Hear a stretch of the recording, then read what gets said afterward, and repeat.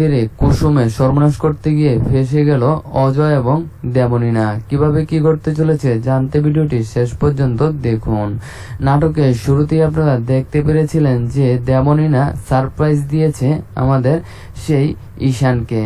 ঈশান আসলে কেমন বউ চায়? ঈশান চায় তার দাদার পছন্দ, মায়ের পছন্দ এবং তার জাদুকর মানে সেই কুসুমের পছন্দ এবং কুসুমের মতো মন মাইন্ডের একটা মেয়ে সে চায়। তাই বলে যে সে কুসুমকে পছন্দ করে তা নয়, কুসুমকে সে বোনের মতোই দেখে।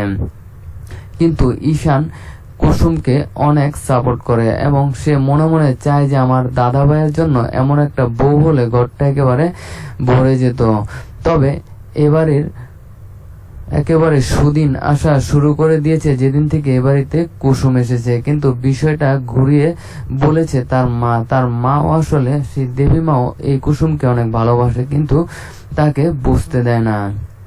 আর দেবলীনাকে কেন এবারে বউ বানাচ্ছে তা আপনারা অনেকেই জানেন যে দেবলীনার যে মা রয়েছে সে ঈশানের মায়ের বান্ধবী এবং তারা সে বাল্যকালে বলেছিল যে আমাদের ছেলে মেয়েদের মধ্যে বিবাহ সংগঠিত করব। তাই তো সেই কথা দেওয়ার কারণেই মূলত তাদের বিয়েটা সংগঠিত হচ্ছে।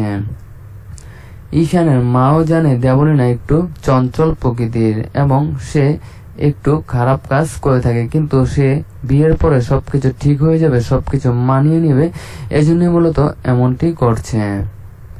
দেবলীনা ছলনা বুঝতে পেরেছে ঈশান, যার কারণে সে মূলত তাকে এড়িয়ে চলে এবং কি সে এখন থেকে কুসুমের পাশেই রয়েছে। অন্যদিকে অজয় এবার সরাসরি আবারও গিফট নিয়ে এসেছে সেই ড্রাইভার কাকার জন্য, মানে কুসুমের বাবার জন্য, কুসুমের জন্য এবং কুসুমের ভাইয়ের জন্য। তাদের মন জয় করেছে। কুসুমের বাবা সহজ মানুষ, সে এই গাঙ্গুলি পরিবারে এতটাই সহজভাবে মিশেছে যে তারা যদি খারাপ হতো তাহলে একটা মিনিটও সে টিকতে পারতো না। শুধুমাত্র গাঙ্গুলি পরিবার ভালো এবং কুসুমের বাবা ভালো হওয়ার কারণে ব্যাটে বলে ম্যাচ খাওয়ার কারণে এত বছর ধরে এখানে চাকরি করতে পেরেছে। কিন্তু অজয়ের মতো লোক তাদের সফলতার সুযোগ নিয়ে তার মেয়ের জীবনটা ধ্বংস করছে। আর এখানে কার হাত রয়েছে সেটা আপনারা ভালো করেই জানেন। এখানে আর কেউই নাই, দেবলীনার হাত রয়েছে। দেবলীনাকে পছন্দ করে বাড়ির সকলেই এবং ঈশানের বিভিন্ন ভুল এবং সেই দেবলীনার বিভিন্ন ভুল ত্রুটি ধরিয়ে দিয়ে সম্মান হানি করে, যার কারণে কুসুমকে অপছন্দ করে দেবলীনা। বাড়ির সম্মান রক্ষাতে দেবলীনার হোক বা যেই হোক না কেন কুসুম তাদের কখনোই তোয়াক্কা করবে না।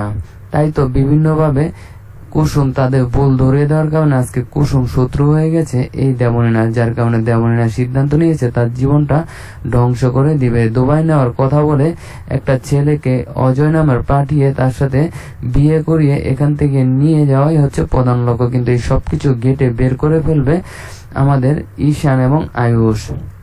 এবং বিয়ের মঞ্চে এইবার চরম এক ঘটনা ঘটতে চলেছে। বিয়ের মঞ্চে দেখতে পারবেন যখনই লগ্নভ্রষ্ট হতে চলেছে আমাদের সেই কুসুম, কারণ এই আয়ুষ সরাসরি সকলের সামনে মুখোশ খুলে দিবে অজয়ের। কিন্তু কুসুমের বাবা এখন কান্নাকাটি করা শুরু করবে, আমার মেয়েকে কে বিয়ে করবে, আমার মেয়ে তো লগ্নভ্রষ্টা। তখনই দেখতে পারবেন সেই দেবীমার কথা মতো এইবার ঈশান আয়ুষ সরাসরি বিয়ে করবে কুসুমকে এবং তাকে ঘরে তুলবে। অন্যদিকে মেহেদি পরিয়েছে পায়ে, যার কারণে অনেক সুন্দর দেখাচ্ছে দেবলীনাকে। এই বিষয়টা যখনই দেবীমা জানতে পারবে দেখতে পারবেন সরাসরি কুসুমের সুনাম করবেন। এবং এই কুসুম এই বাড়িতে বউ হয়ে আসার পরে আবারও সেই ছোট কাকিমণি এবং এই দেবলীনা কিভাবে তাকে বাড়ি থেকে বের করে যায়, বিভিন্ন অপবাদ দিয়ে কিভাবে সংসারটাকে অশান্তি করা যায় সেজন্য উঠে পড়ে লাগবে, তা আপনারা দেখতে পারবেন। তো ভিউয়ার্স, সামনে পাবলিকেও মিস করবেন না। আমাদের এই চ্যানেলটি এখন যারা সাবস্ক্রাইব করেনি অবশ্যই সাবস্ক্রাইব করুন নাটকের আপডেট খবর জানার জন্য। আগামীতে খুবই দুঃখজনক ঘটনা ঘটতে চলেছে যে আমাদের কুসুমকে অজয় মন্দিরে নেওয়ার কথা বলে একেবারে একটা দুর্ঘটনা ঘটানোর চেষ্টা করবে, কিন্তু সেখান থেকে কুসুমকে রক্ষা করবে আয়ুষ এবং ঈশান, তাও আপনারা দেখতে পারবেন।